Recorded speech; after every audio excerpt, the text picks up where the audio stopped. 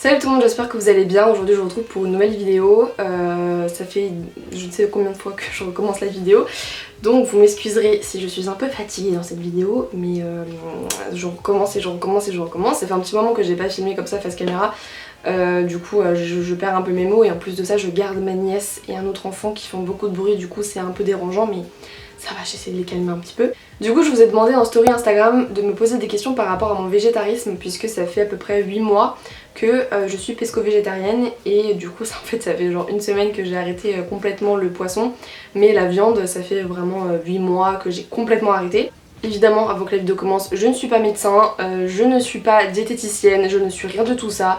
Je suis une personne juste qui veut lutter contre la cruauté animale et plein d'autres choses que je vais vous citer dans la vidéo.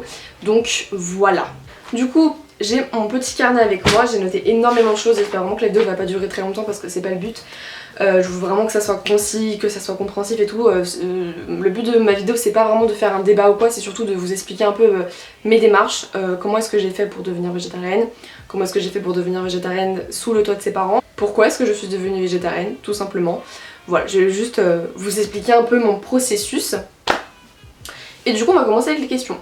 La première question qui est, je pense, la plus évidente, c'est pourquoi as-tu décidé de devenir végétarienne? Il y a donc 3 raisons. Donc la première raison, c'est une raison écologique parce que vous n'êtes pas sans savoir que la production de viande et la pêche, ça pollue énormément. Ça pollue de ouf.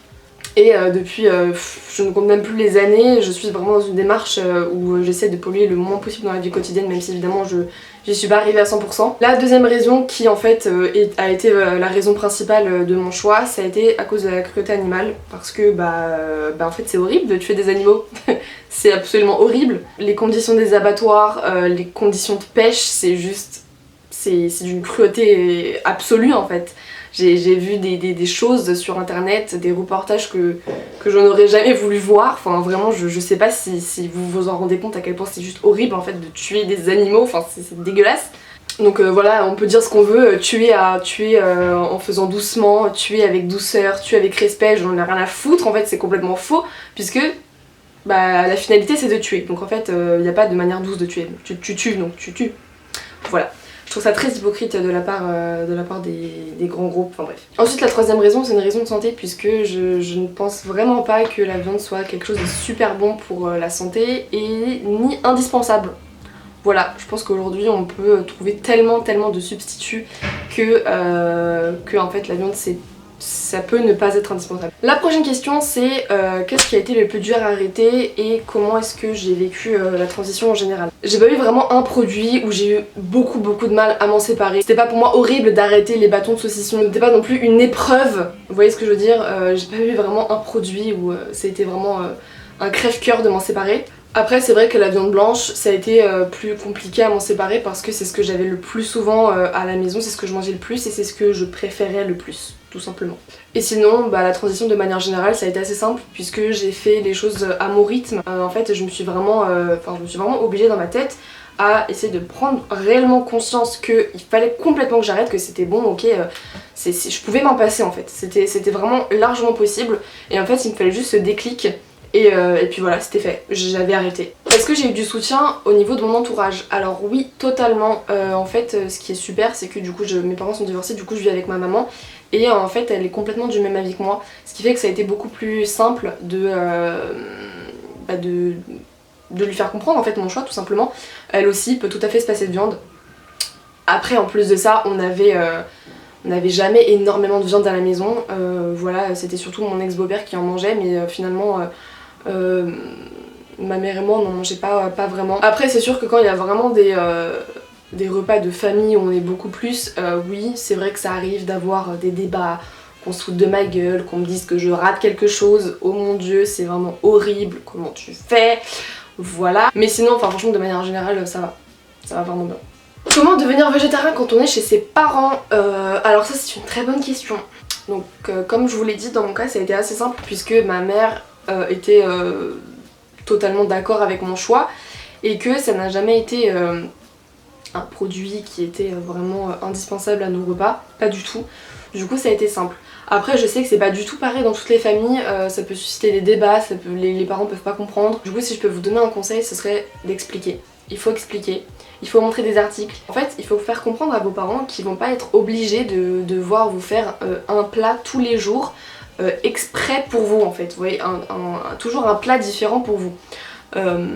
Vos parents peuvent préparer du riz avec des brocolis et une côte de porc.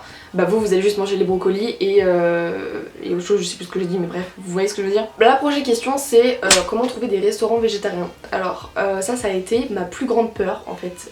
Ça a été vraiment une question que je me suis posée 50 milliards de fois. Je me suis dit ok c'est cool d'arrêter la viande chez soi, mais du coup chez les autres et et au resto comment ça va se passer. Et en fait, vous n'êtes pas du tout, mais pas du tout obligé d'aller dans des restaurants qui sont spécialement faits pour les végétariens ou les végétaliens. Enfin, quand vous êtes végétalien, je pense que c'est beaucoup plus dur, mais quand vous êtes végétarien, franchement, c'est beaucoup plus simple que ce que je n'aurais pensé. En fait, pour tout vous dire, je ne suis jamais allée dans un restaurant végétarien depuis que je suis végétarienne.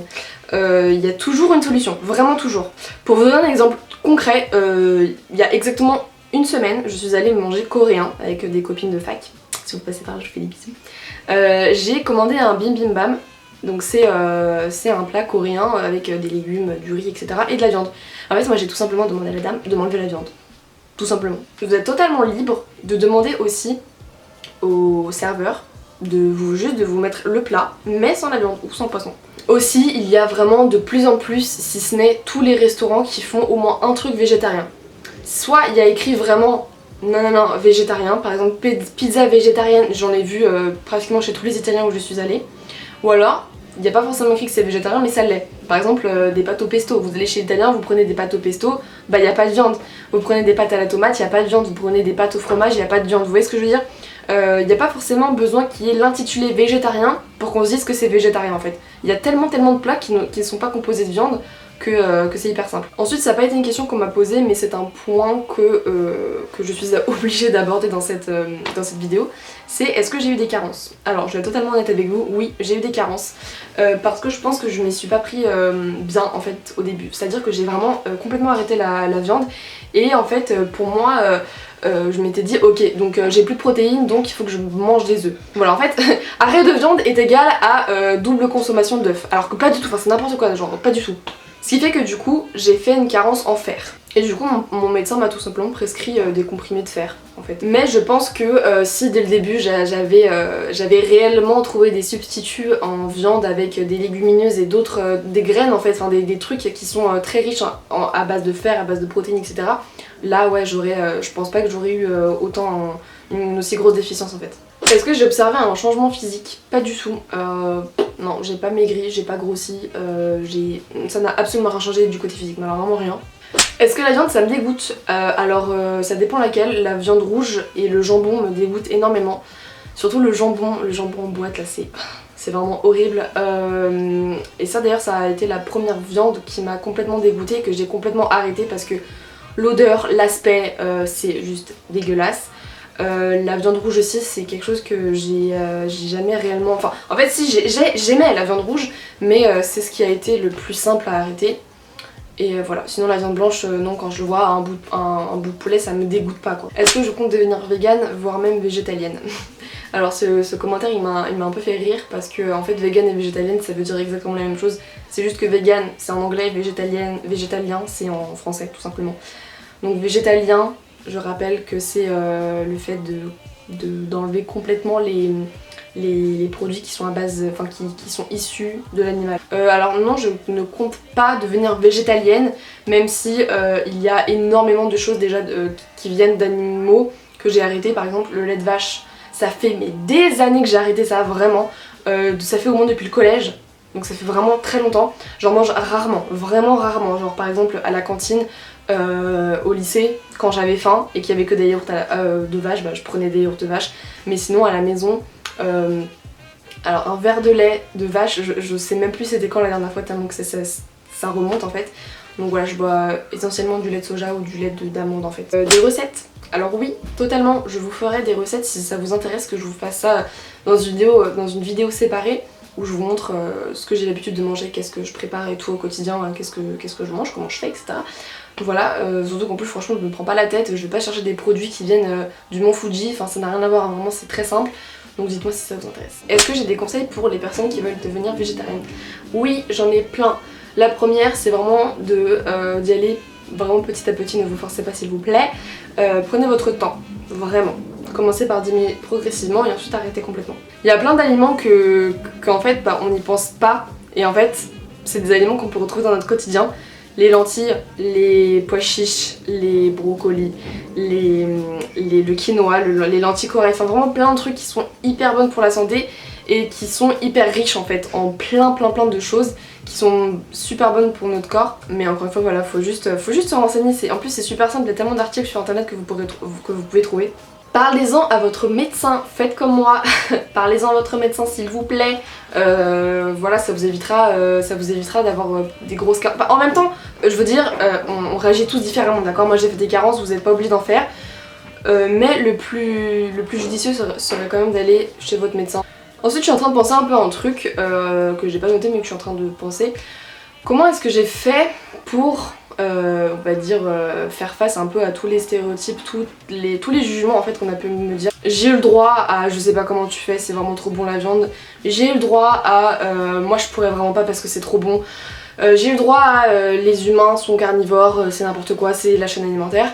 J'ai eu le droit à tu rates quelque chose. Sincèrement les débats comme ça je les gagne parce que je suis... En fait à partir du moment où une personne vous dit ça, c'est qu'elle ne s'y connaît absolument pas. Donc vous avez juste à rester calme. Moi rester calme déjà c'est incroyable. Donc si moi j'arrive à rester calme, vous allez réussir aussi. Restez calme et juste étalez votre connaissance sur le sujet. Voilà. Parce que évidemment moi je me suis renseignée contrairement à ces personnes là. J'essaye de ne pas tomber dans le jugement aussi. J'essaye de ne pas m'énerver. Parce que des fois vraiment... J'ai eu envie de m'énerver parce que j'ai fait face à des cons, genre vraiment, mais ça reste une minorité, ok, on s'entend. Du coup voilà, c'est la fin de cette vidéo, j'espère que ça vous aura plu, j'espère que ça vous a aidé. Je suis désolée si ça a été un petit peu brouillon, mais vraiment le tournage a été beaucoup plus compliqué que ce que vous ne pouvez imaginer. Si vous voulez que je vous fasse une vidéo spéciale recette, ce serait franchement grave cool, je le ferai je pense, ce serait vraiment trop drôle. Je vous fais donc de gros bisous et je vous dis à la prochaine pour une nouvelle vidéo. Bye.